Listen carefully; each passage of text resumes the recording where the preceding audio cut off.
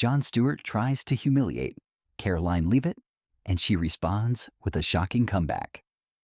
The tension was palpable when Jon Stewart, the sharp-tongued comedian and political commentator, sat down with Karoline Leavitt, the young and fiery conservative communicator, for what many expected to be a one-sided showdown.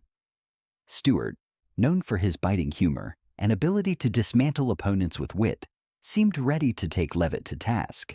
But what unfolded was anything but predictable.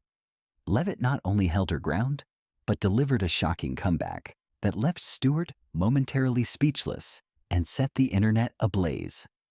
The exchange began with Stewart taking his usual approach, lobbing pointed questions laced with sarcasm about Leavitt's political affiliations and past statements. He smirked, leaning back in his chair, clearly anticipating an easy takedown.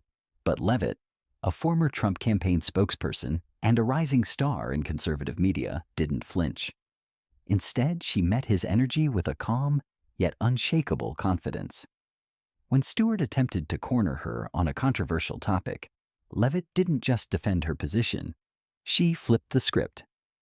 "You know, Jon, it's interesting that you're so focused on attacking me, instead of discussing the real issues affecting everyday Americans," she said, her tone measured but cutting. But then again, maybe that's why so many people have stopped trusting the media. They'd rather play gotcha games than actually listen. The audience erupted in a mix of gasps and applause.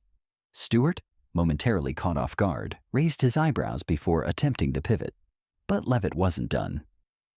"If you're looking for a villain, Jon, maybe you should ask why your own party has failed the working class so badly that they've turned to alternatives," she continued, referencing the growing disillusionment with establishment politics. Social media exploded within minutes. Clips of the exchange went viral, with conservatives hailing Leavitt as a fearless truth-teller, while some liberals admitted she had scored unexpected points. Even neutral observers acknowledged the rare sight of Stewart being challenged so effectively on his own turf. What made the moment so electrifying wasn't just the content of Leavitt's words, but the way she delivered them. Without hesitation, without apology, and with a poise that defied her age.